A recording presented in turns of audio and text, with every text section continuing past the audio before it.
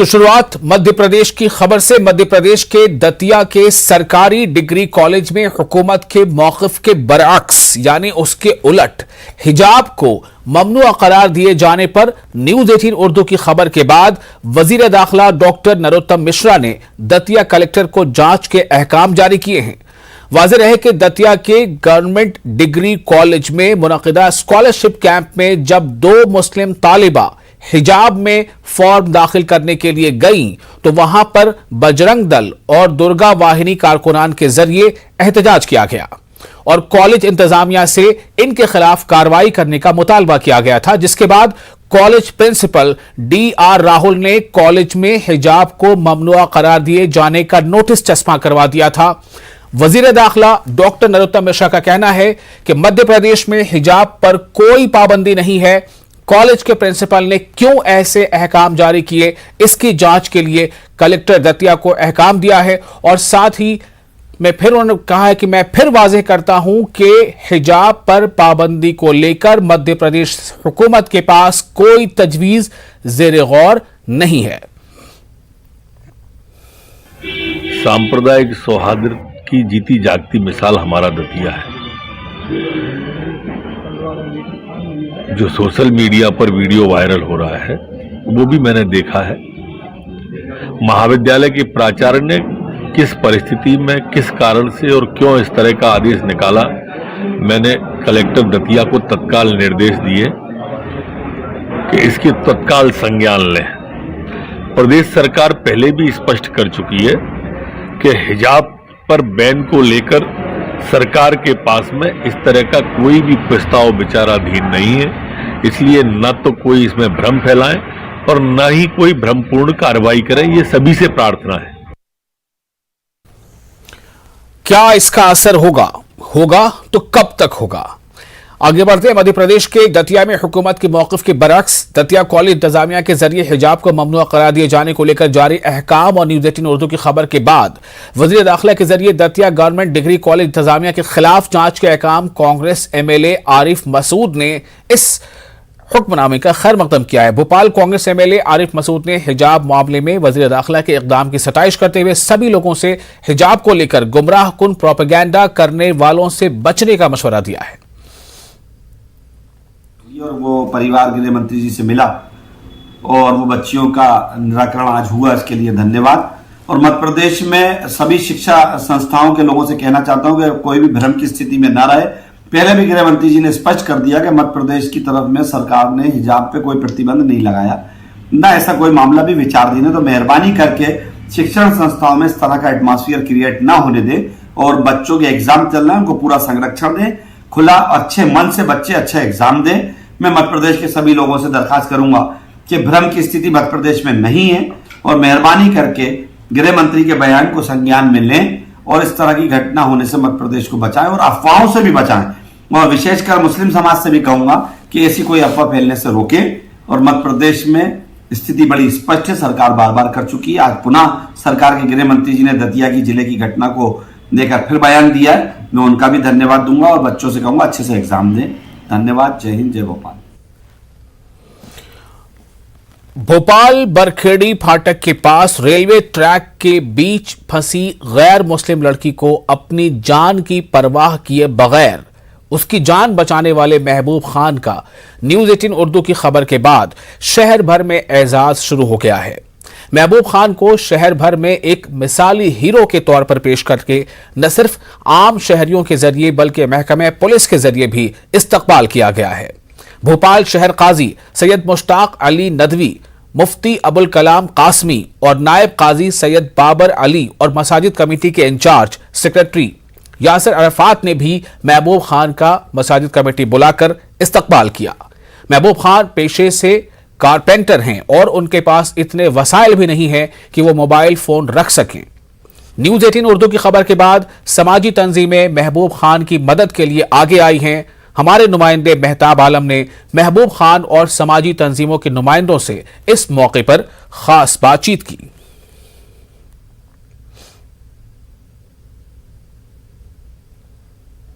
मौत सामने हो और ज़िंदगी की बात की जाए, कहने में तो बहुत अच्छा लगता है, लेकिन भोपाल के महबूब खान ने ये करके दिखाया है। आइए महबूब खान से बात करते हैं। महबूब साहब, वो कितना खौफनाक मंजर था जब लोग जो है वहाँ पर लड़की मदद के लिए चिल्ला रही थी, लोग खौफ ज़्यादा खड़े हुए थे और आप जो है ट्रेन की उसके नीचे घुस कर उसकी मदद कर रहे हैं। सर एक्चुअली क्या है कि वहाँ पर जो लोग खड़े हुए थे बहुत सारे और चीख पुकार मची थी यहाँ के बचाओ, तो मैं करीब आके देखा तो बहुत से लोग थे, इतने के मतलब 20-25 लोग, लेकिन उनकी किसी की हिम्मत नहीं हुई। अल्लाह ने मेरे दिल के अंदर हिम्मत डाली कि यार मदद करनी चाहिए, उसकी जान बचानी चाहिए। तो मैंने कि अगर खुदा न खास्ता अगर मैं नहीं जाऊँगा, मेरे ज़रिए से मदद हो जाए, अगर मैं नहीं जाऊँगा तो हो सकता है नुकसान हो जाए। तो कोई आगे नहीं बढ़ लिया था और ट्रेन चलती जा रही थी, वो निकलने की कोशिश कर रही थी, इसलिए फिर मैंने जम लगाई और उनको हौसला अफजाई के साथ वहाँ पर लिटा ले रखा और वो पूरी आपको भी तो डर लगा होगा जब ट्रेन के नीचे गए होंगे? जी हाँ साहब, जब 10-15 डब्बे 10-1 डब्बे करीब निकले तो उस टाइम पर मेरे ख्याल भी आया दिल के अंदर, मियाँ आपके भी बच्चे हैं, अगर खुदा न खास्ता जरा सा अगर आपको कुछ लग जाती, चोट लग जाती या उनके भी जरा ही चोट लग जाती तो नुकसान हो जाता, या हो सकता है वो हम भी कट पिट जाते या उनके भी चोट लग जाती तो वो भी। लेकिन अल्लाह का शुक्र एहसान है कि अल्लाह ने उन्हें ही महफूज रखा और हमें भी महफूज रखा। अल्लाह ने महफूज रखा। लेकिन एक बड़ा सवाल ये है कि जब आप लोग जो है वहाँ से बाहिफाजत निकले, कितनी खुशी महसूस हुई कि आपने एक इंसान को बचाया, क्योंकि मौजूदा वक्त में तो लोग हिंदू मुसलमान की बात कर रहे हैं। जी सब ये कहते हैं कि जाने तो जहाने, तो इस वक्त जब बाहर निकले तो एक बहुत अच्छा खुशी सी महसूस हुई कि अल्लाह का शुक्र है कि अल्लाह ने हमसे मतलब किसी की मदद करवाई और जान भी बचवाई। भाई परवरदिगार आलम तो एहसान था, लेकिन उस वक्त तो अल्लाह का निज़ाम था जो मतलब हमें भी मतलब महफूज रखा और उसे भी महफूज रखा। महबूब साहब, ये जानना चाहेंगे कि आप क्या काम करते हैं, कि आपकी ज़िंदगी का गुजर बसर कैसे चलता है? सर मैं क्या नाम है फर्नीचर का काम करता हूँ, पलंग बनाता हूँ अपने क्या नाम है बरखड़ी फाटक पे जो कारखाना खुला भी 7-1 महीने पहले वहाँ करता हूँ। अभी पात्रा पे काम कर रही था, दीवान वगैरह बना रही था, और मंडी में भी मेरा कुछ काम वगैरह है, तो मैं मंडी की सब्जी मंडी में भी काम करता था। लेकिन अभी मैं 2 साल से कंटिन्यूस ये फर्नीचर का ही काम कर रही हूँ। जी सर, उसी में मेरा गुजारा चलता है। उसमें गुजारा चल रहा है। यहाँ पर हमारे साथ कुछ और लोग भी मौजूद हैं जिन्होंने खबर देखने के बाद जो है उनकी जो है महबूब खान की मदद की। यहाँ पर शुएब हाशमी साहब हमारे मौजूद है। शुएब साहब, जो है किस तरह से खबर हुई? देखिए साहब, ये घटना तो 5 तारीख की जैसे ये बता रहे हैं, जैसे मेरे पास ग्रुप में वीडियो वायरल हुआ तकरीबन 7 या 8 तारीख को, तो मैंने फ़ौरन सब लोगों से कांटेक्ट करने की कोशिश करी कि मैंने जैसे भी हो महबूब भाई से कांटेक्ट करें। फिर हमने काफ़ी देर तक इनको ढूंढा, उसके बाद इनका पता मिला, क्योंकि ये मोबाइल भी नहीं रखते और ये मीडिया के सामने भी नहीं आना चाह रहे थे, ये बचना चाह रहे थे। ये पहले कह रहे थे मैंने जो कुछ करा सब अल्लाह के लिए करा, अल्लाह ने मुझसे काम लेना था ले लिया। फिर हमने इन लोगों को समझाया, इनको खूब समझाया हमने कि आपने जो काम करा है वो बहुत बहादुरी वाला है, कोई अपनों के लिए नहीं करता, अपने गैरों के लिए करा। फिर इनको समझा के हम सामने लेके आए, फिर हमने इनका स्वागत करा। फिर इनकी जो ज़रूरत की चीज़ थी उस टाइम सबसे पहले हमें जो लगा कि मोबाइल नहीं है इनके पास, हमने मोबाइल दिया। फिर इनकी हौसला अफजाई करी और हम इनको मीडिया के सामने लाए। मीडिया के सामने ले आए और महकमा पुलिस में भी आप लोग ले गए। हमारे साथ मसाजिद कमेटी के इंचार्ज सेक्रेटरी यासिर साहब मौजूद हैं। मसाजिद कमेटी ने भी इनका इस्तकबाल किया है। जी अस्सलाम वालेकुम। मैं मतलब जो महबूब खान साहब ने जो काम किया है माशाल्लाह वो काबिल तारीफ़ है। इस वक्त में अपनी जान पर खेलकर किसी की जान बचाना ये इस्लाम की तालीमात हैं और हमारे नबी हज़रत मोहम्मद सल्लल्लाहु अलैहि वसल्लम ने ईसार और हमदर्दी का, सिला रहमी का हुक्म फरमाया है। तो इन्होंने जो मकाम किया वो अल्लाह ताला ने इनके दिल में डाला भी और उन्होंने अपनी जान पर खेल के जो दूसरे की जान बचाई। जैसे हमारे यहाँ पड़ोसी के लिए हुक्म आता है कि अगर वो किसी भी कम्युनिटी का हो तो उससे शुरुआत करें, ऐसा ना हो कि वो भूखा सो जाए और आप पेट भर कर खा लें। तो ये जो तालीमात हैं इससे मुतासर होकर अल्लाह ने इनके दिल में डाली जो बात, मैं उसका अब तहे दिल से हम लोग उसका यानी इनकी काबिल तारीफ़ अमल है और इसका हम लोग सब इस्तकबाल करते हैं। न्यूज़ 18 ने जो है कुछ दिन पहले जो खबर दिखाई थी, उस खबर के बाद न सिर्फ जो है भोपाल में बल्कि चारों तरफ से महबूब खान के जो है कदम की जो है तारीफ़ की जा रही है और तमाम लोग ये चाहते हैं कि जो कारनामा अंजाम दिया गया है इसको लोगों से एक नज़ीर है और उसको सबक लेना चाहिए। कैमरामैन मोहसिन खान के साथ महताब आलम, न्यूज़ 18 उर्दू, भोपाल।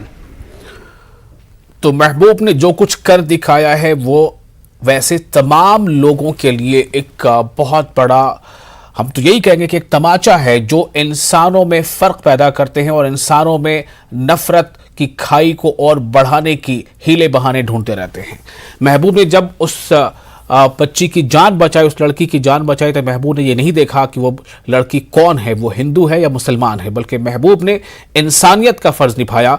और यही पैगाम है महबूब का कि इंसानियत सबसे अव्वल है और उसे सबसे अव्वल रखना है। एक छोटा सा ब्रेक लेते हैं, जल्द हाजिर होंगे।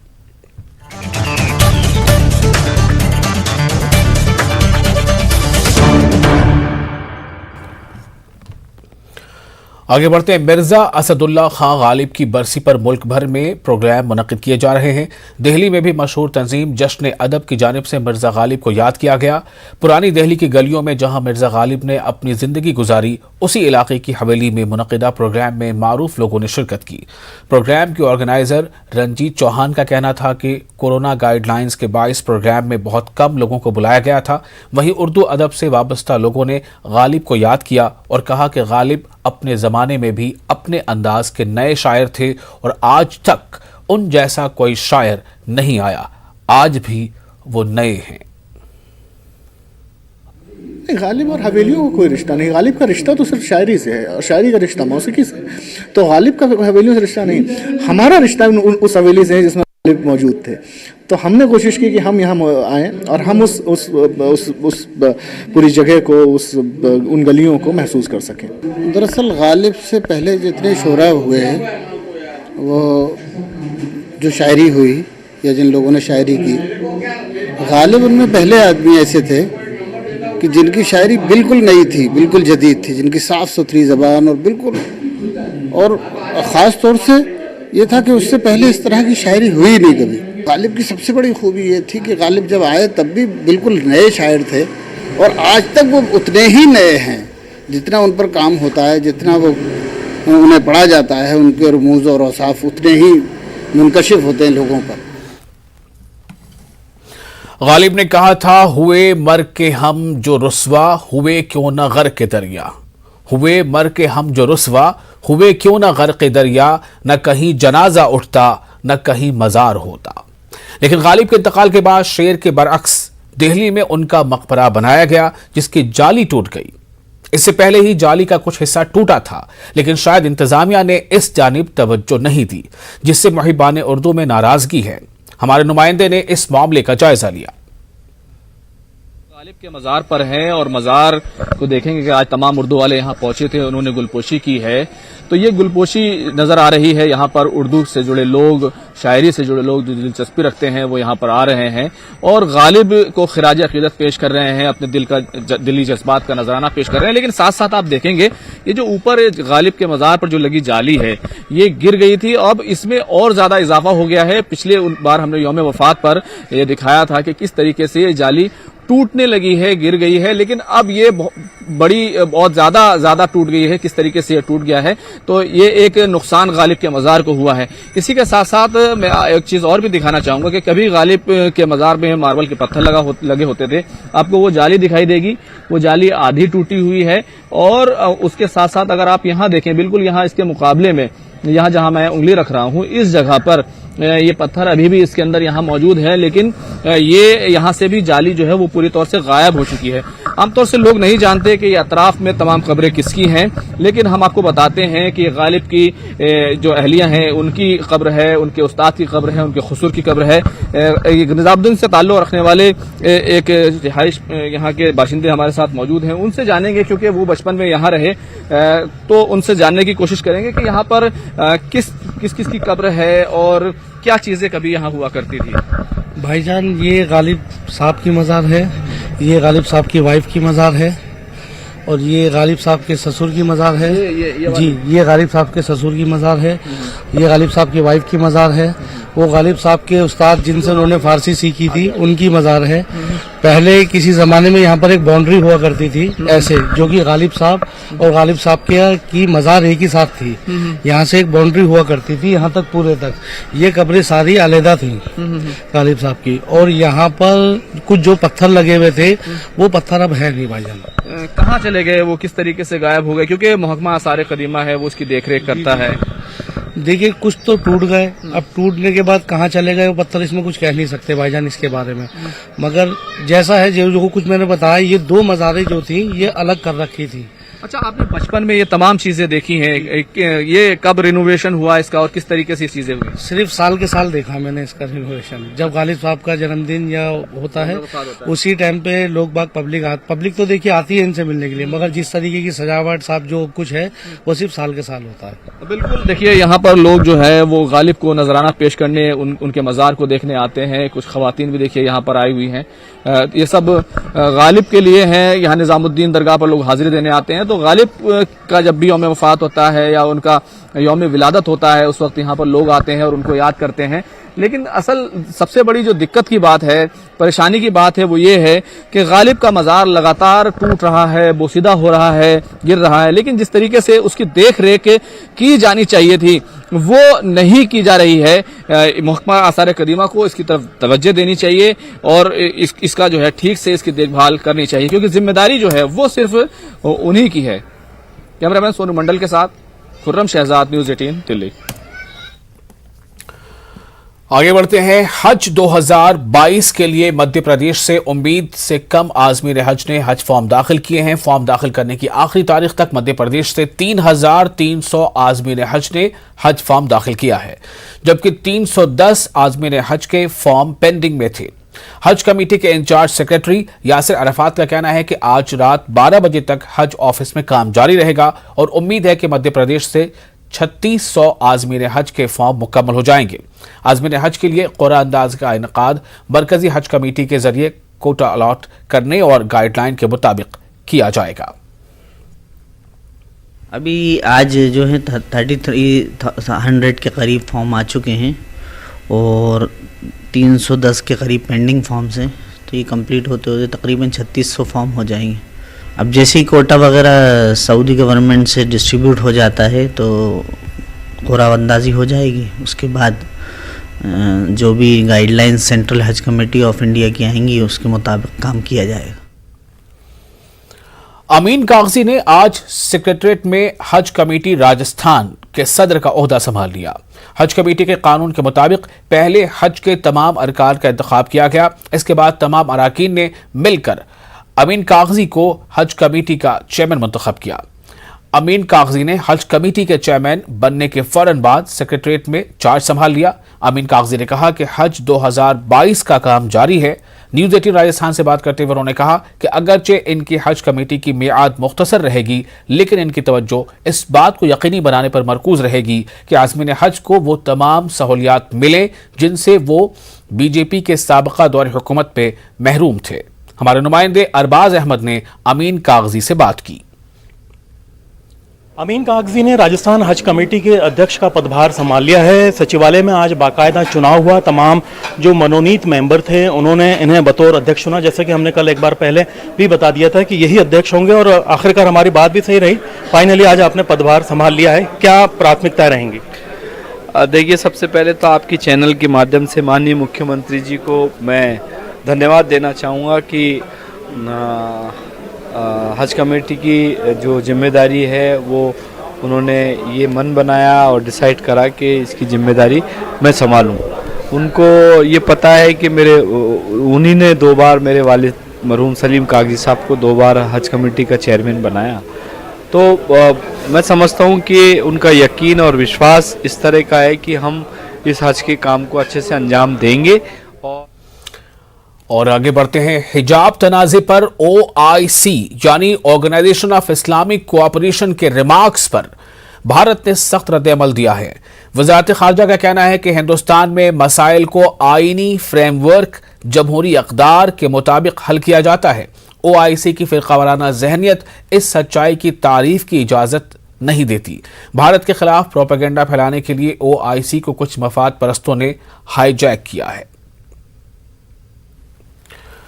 और फिलहाल इस बुलेटिन में इतना ही, लेकिन आपको हम बताते जाएं कि क्रिप्टो में अब क्या है नया। आगे देखिए।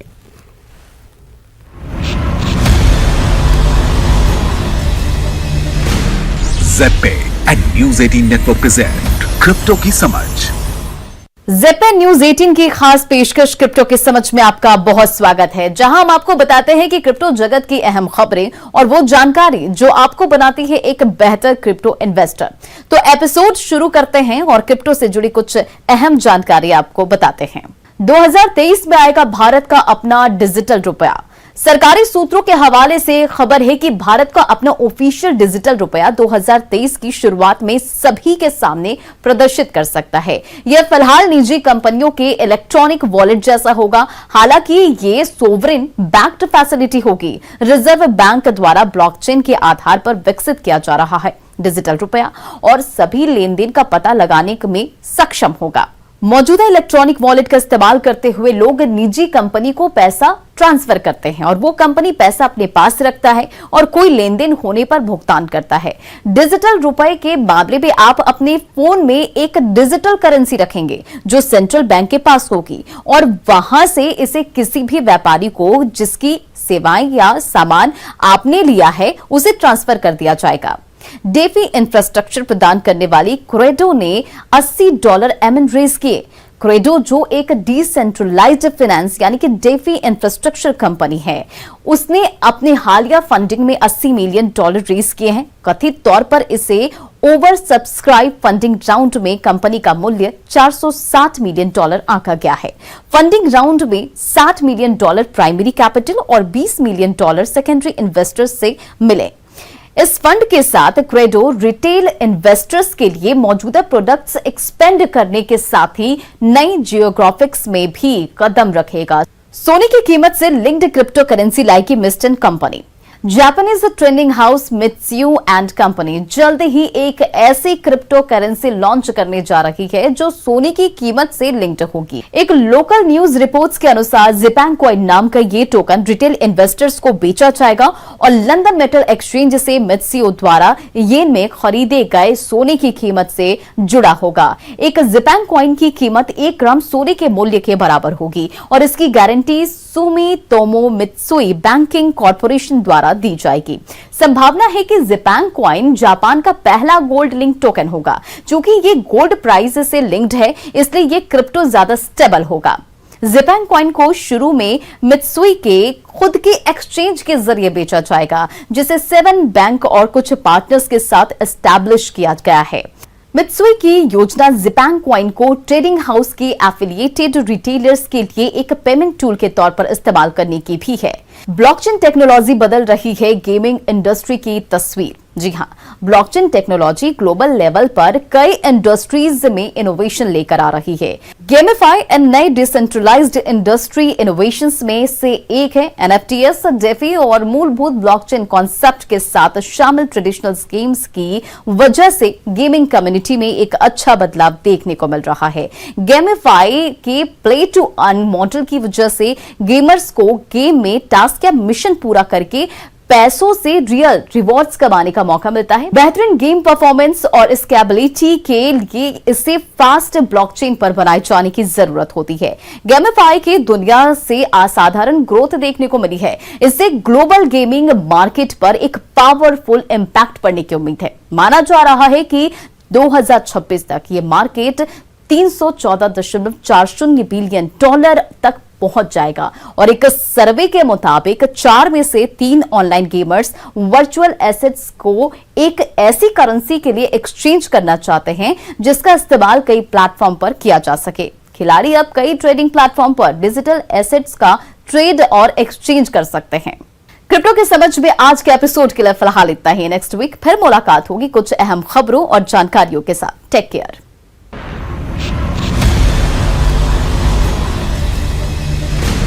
ZPay and News 18 Network present crypto की समझ।